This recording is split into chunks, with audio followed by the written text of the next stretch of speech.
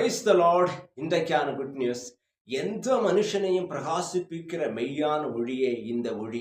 அந்த ஒளிதான் கர்த்தராகிய இயேசு கிறிஸ்து.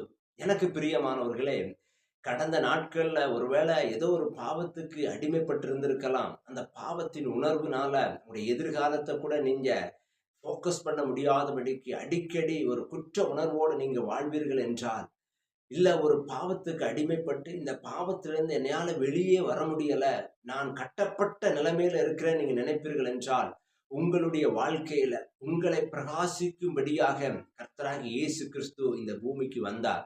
அவர் உங்களுடைய பாவத்திற்காக மரித்து விட்டார். உங்களுடைய சாபத்துக்காக அவர் மரித்து விட்டார்.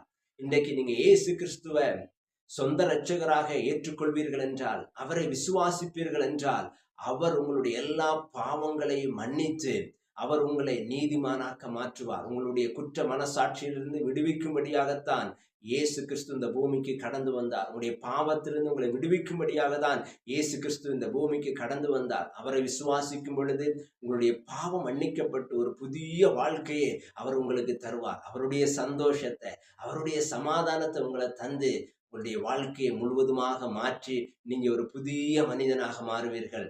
இந்த வார்த்தையின் பிரகாரமாக கர்த்தர் உங்களுடைய வாழ்க்கையை ஒளியாக்குவார். உங்களுடைய இருளான வாழ்க்கை ஒளியாக மாறும். Have a nice day. God bless you.